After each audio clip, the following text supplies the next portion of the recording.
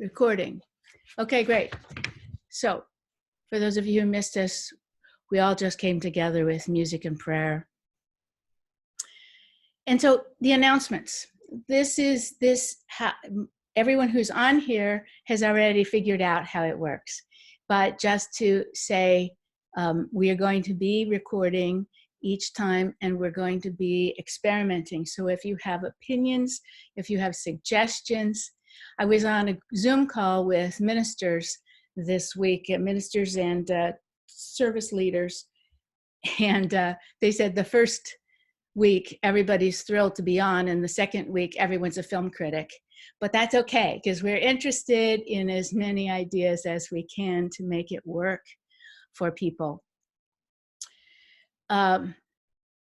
Sunday, and all donations can be made by PayPal, the PayPal button at the bottom of the homepage on our website, www.worldhealing.org, or with a check by mail. Thank you, God, for the post office still working, by mail to the Unity Center at our address, 20255 Willamette Drive, West Lynn, 97068. If you just go on our website as well.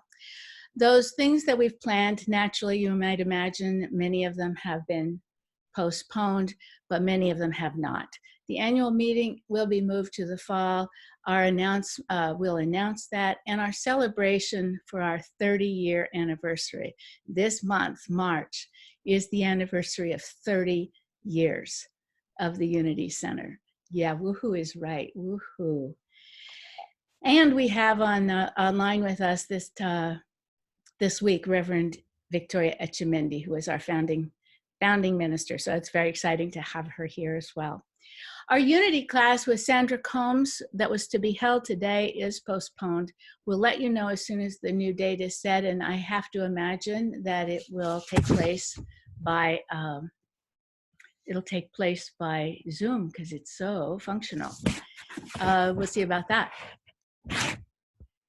And the April 4th Metaphysical Fair has been postponed. We'll let you know on that.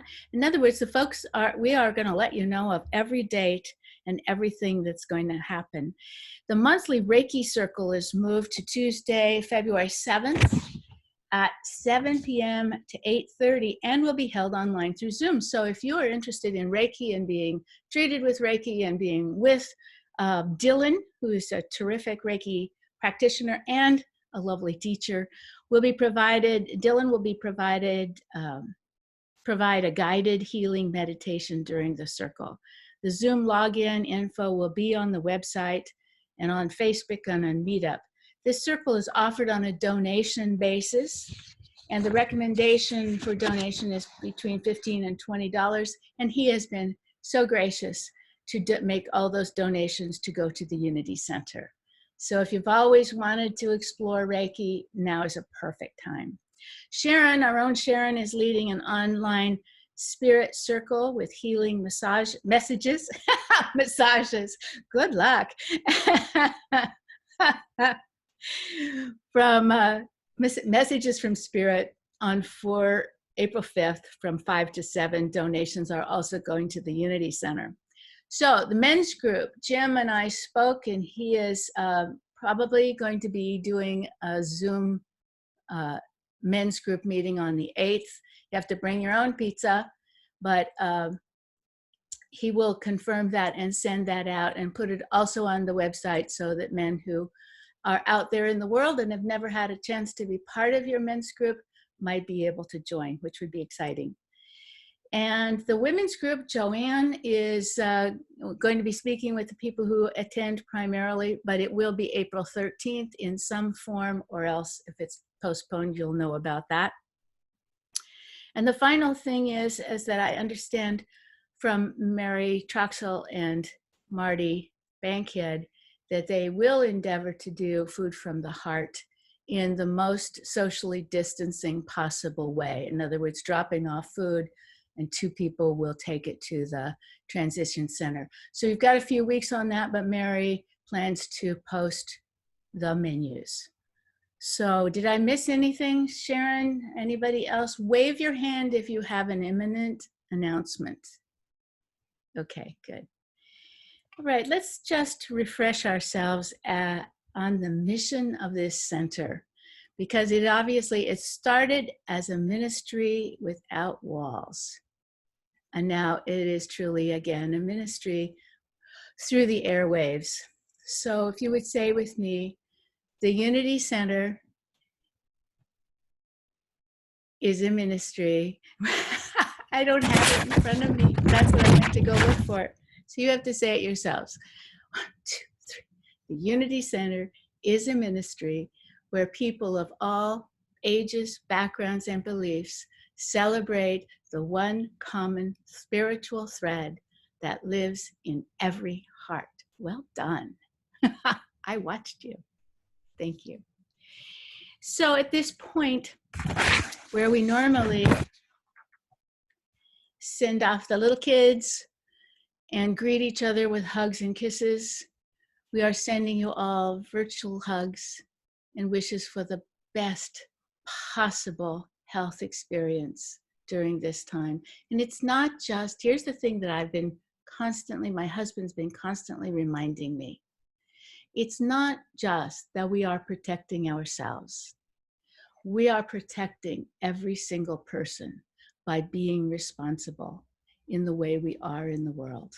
So with that, I notice that most everyone we know is not experiencing any kind of COVID virus symptoms. And with that, I am incredibly grateful. Thank you, God. So with that, I'd like to introduce our lovely, wonderful transition minister, Reverend Cheryl Mayes. Good morning, everybody. You know, Jim Blake from Unity World Headquarters had a little thing from Myrtle Fillmore. She said, "It is not always best for a person to continue doing that which they like to do or that for which they have been trained. We need to round out to develop all our faculties and powers to do that which brings us closer to humanity and that which increases what the world needs most." So this is me stepping out of my usual training, and I'm so glad that I can look at your faces this morning so that we can do this in a new way. And thank you for being here. That means so much to all of us, doesn't it? And so I was reminded that every Sunday, the Unity Center says together a prayer for transformation.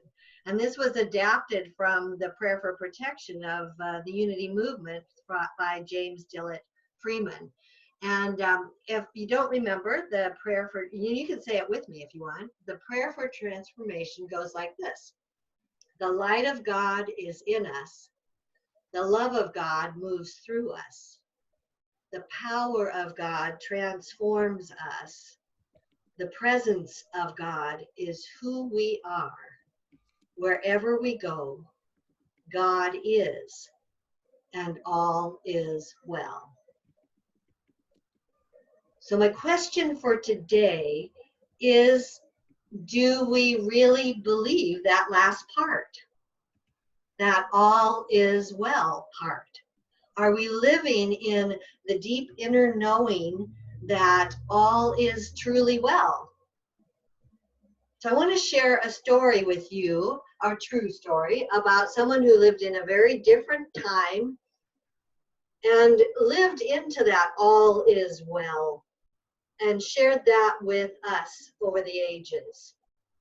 Her name is Dame Julian of Norwich. Have any of you heard of her? She was born in England in 1342.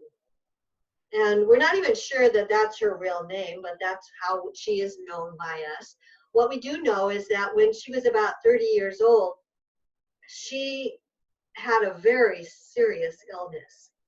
And as she hovered between life and death over many days with her mother and some other women there to attend to her, she began to have a series of visions.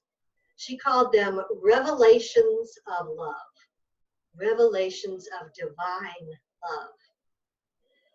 And some people might say, well, she was just hallucinating, but she knew that there was a truth in these visions of hers.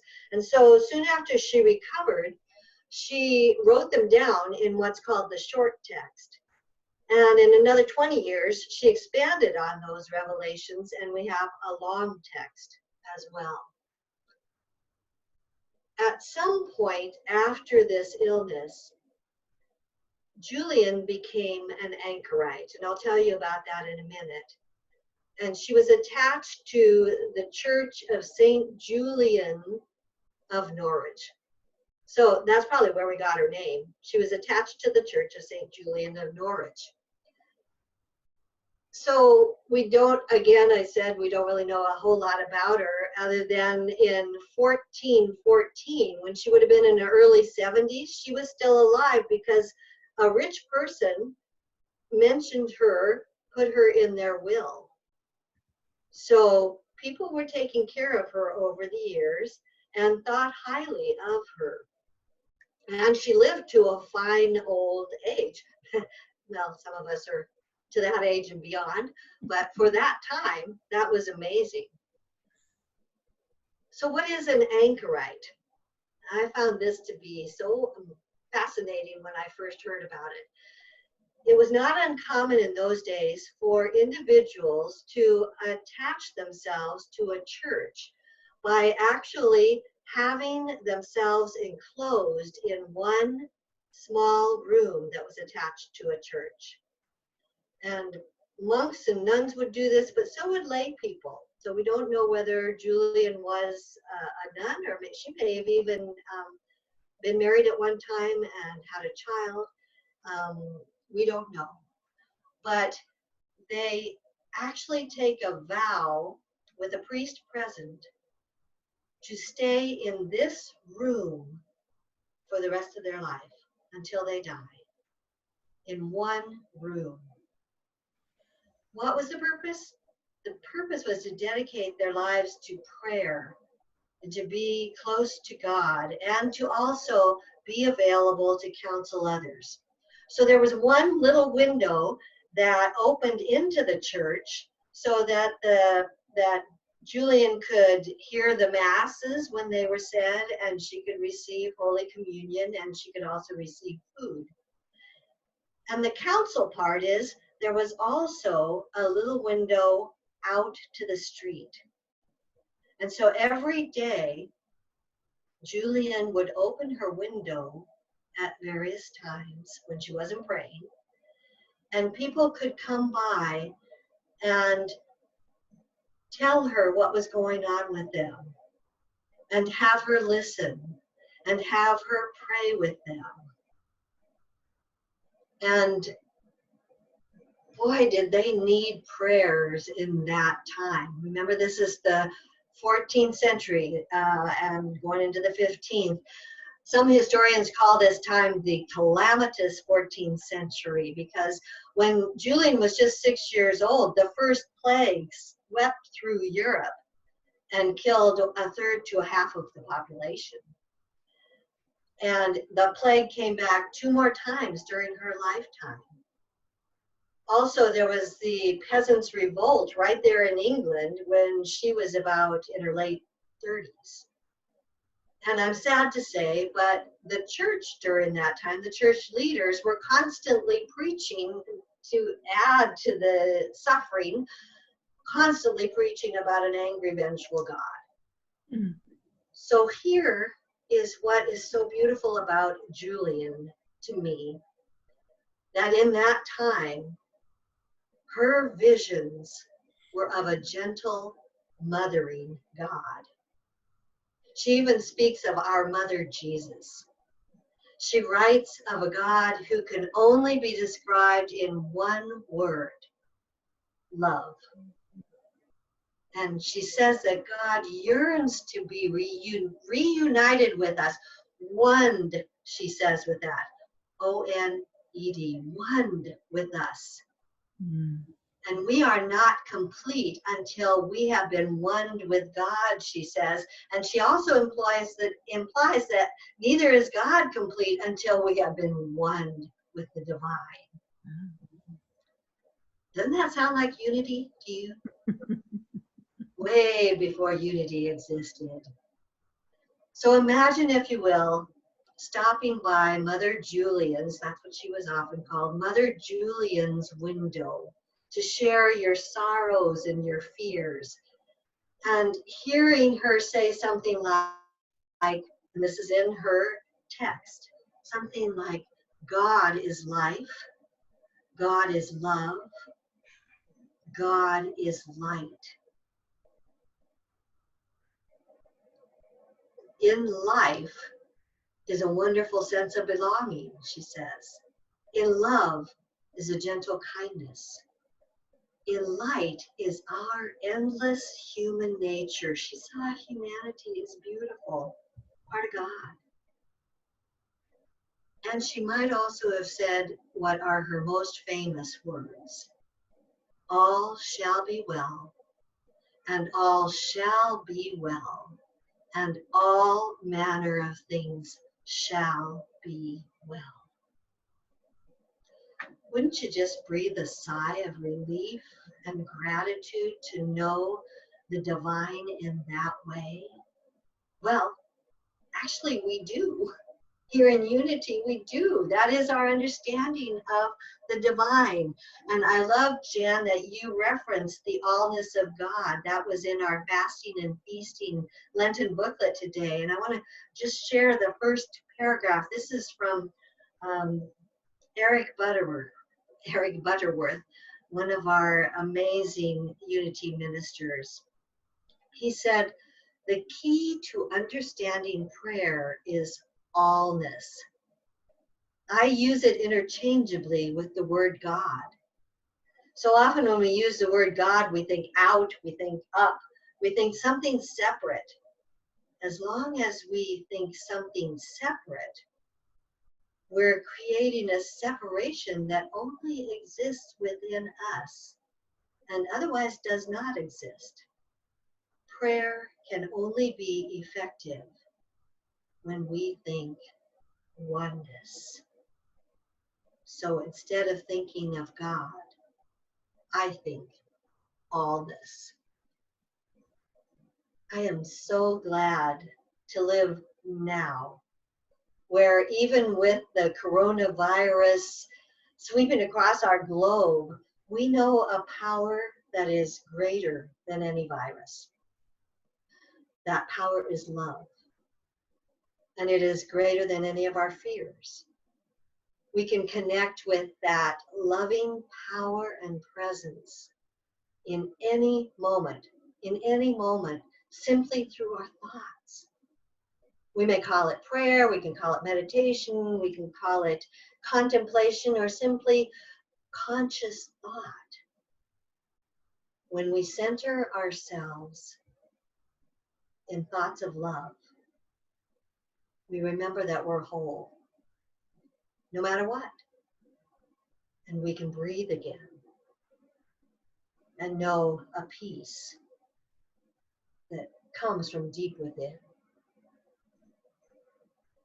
There's just something about so many of us having to stay in our homes during this time that reminded me of Dame Julie in Norwich. I mean, talk about sheltering in space. Staying in that one little room for the rest of our life. But I wonder if this could be our opportunity to set aside the constant distractions that we are so used to in our lives, running here and there, and that in our homes, as we shelter in place, we might truly be still and know. Know what? Know God is with us. God is in us. God as love is working through us, changing our consciousness and the consciousness of our world. I don't know if any of you saw this poem by Brother Richard Hendrick on Facebook this week. I don't even know where Brother Richard is from, but it's an amazing poem, and I want to close with this. It's called Lockdown. Yes, there is fear. Yes, there is isolation. Yes, there is panic buying. Yes, there is sickness. Yes, there is even death. But they say that in Wuhan, after so many years of noise, you can hear the birds again. They say that after just a few weeks of quiet, the sky is no longer thick with fumes, but blue and gray and clear. They say that in the streets of Assisi, people are singing to each other across the empty squares, keeping their windows open so that those who are alone may hear the sounds of family around them. They say that a hotel in the west of Ireland is offering free meals and delivery to the housebound. Today, a young woman I know is busy spreading flyers with her number through the neighborhood so that elders may have someone to call on. Today, churches, synagogues, mosques, and temples are preparing to welcome and shelter the homeless, the sick, the weary, all over the world. People are slowing down and reflecting. All over the world, people are looking at their neighbors in new ways. All over the world, people are waking up to a new reality, to how big we really are, to how little control we really have, to what really matters, to love. So we pray and we remember that, yes, there is fear, but there does not have to be hate. Yes, there is isolation, but there does not have to be loneliness.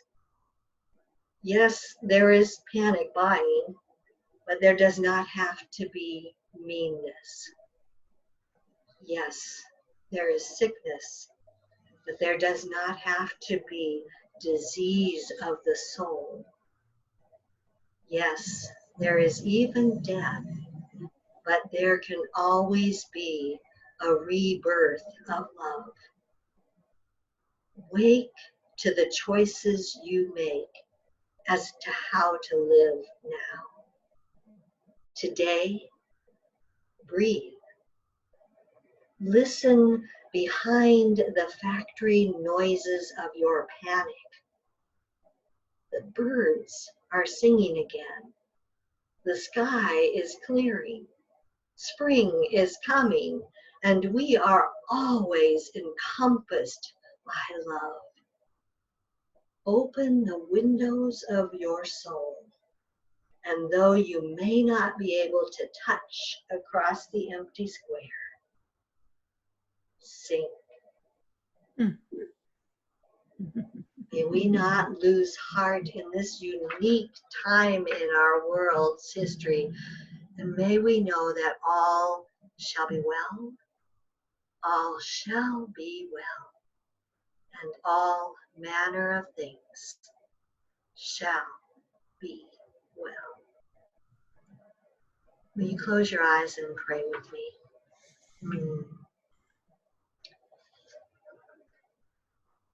Take a deep breath in. Breathe in that love. And as you breathe out, be aware of a peace that is deeper than your own understanding. Take another deep breath in. And as that love fills you, be aware of the strength that you are given for this day. In our daily word today, it said, I find the peace of God in the silence within me.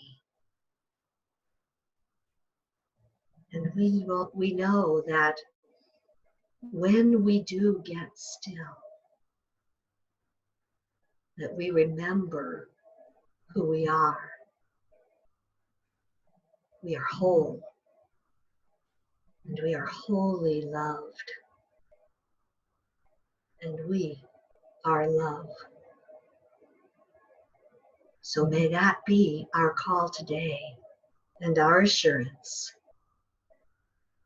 So it is, and so we let it be. Amen. Amen. Thank you, Cheryl. My pleasure.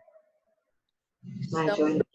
in my eagerness, I forgot Layla.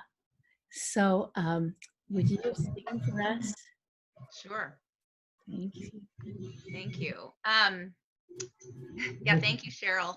Yeah. So I wonder if before you sing, we could just remind people for that we can be in gratitude, that we can, in spite of our stock market fears, in spite of maybe not having toilet paper to fill up your closet, that our abundance does not reside there. That our abundance is in the infinite substance of the universe that is ours in every moment. And so we do invite you, as Layla is singing or playing whatever she's going to do, that you would hold in your heart and in your hands that sense of abundance. And if you feel led to, that you would help this Unity Center to continue its ministry, and that you would appreciate that in a very concrete way. And our little offering is God's love in me blesses and multiplies all that I am, all that I give, And all that I receive. And so it is. Thank you. In honor of Unity's 30th year, I'm going to sing a prayer that I sang, I think the first time I was at Unity in Lake Oswego, 2002, 18 years ago. So here it is, yeah.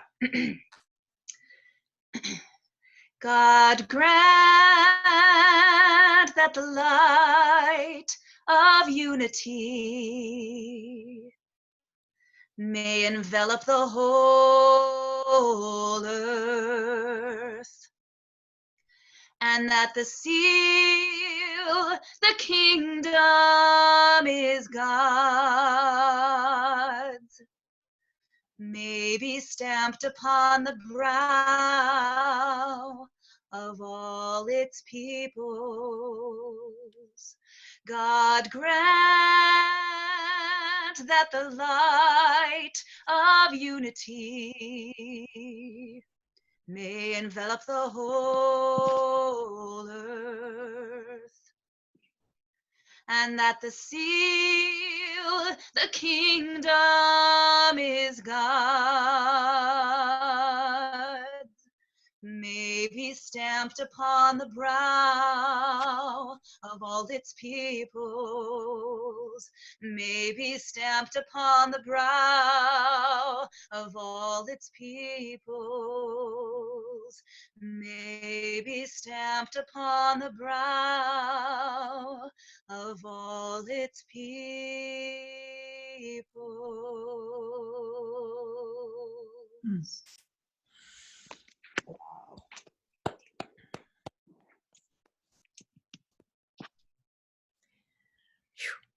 what a song.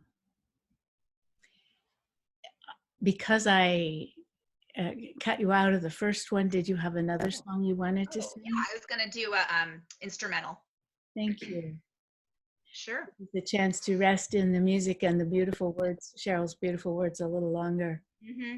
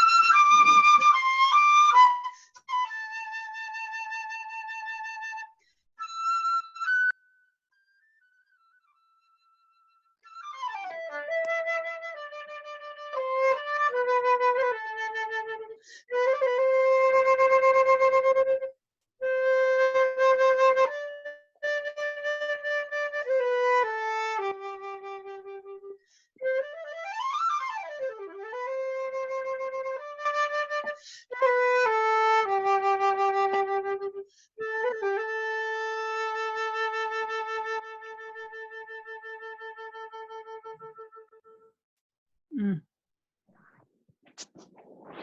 Thank you, thank you, thank you, thank you. That's so beautiful. So here we are all together at the Unity Sunday house party. Thank you, everybody, for letting us share your homes as well as your spirits. I'm going to unmute us all because we're going to try another experiment. Remember what I said? This is, by the way, just in case I didn't remember to mention it, the mantra for us during this time period is connection, not perfection. So we're going to mistakes. And, we're going to have fun doing it because that's part of our nature, right? Right. So one of the things that we're going to try is singing the peace song together. And I've heard it's not pretty, but don't worry about it.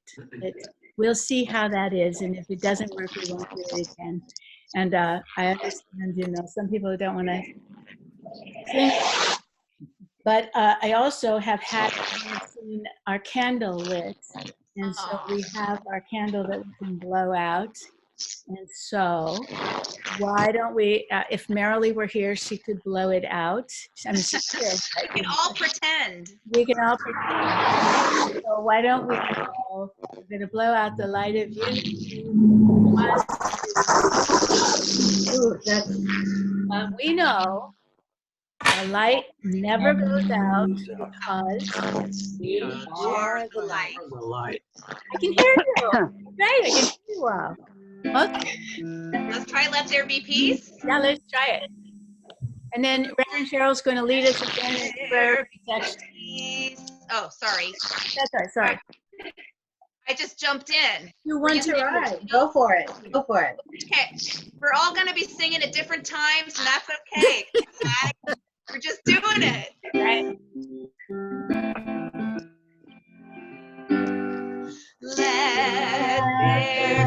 there be honor, and let it be with me. Let there be honor, a peace that was meant to be. Jim's leading us.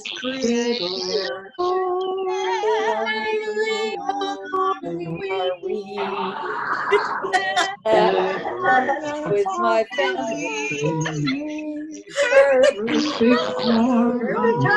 I think we have an experiment that didn't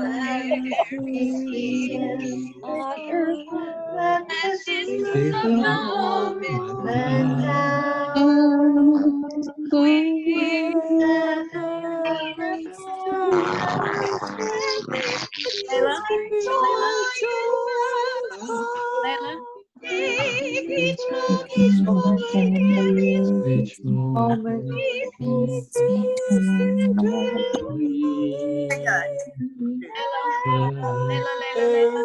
Each moment. And let it begin with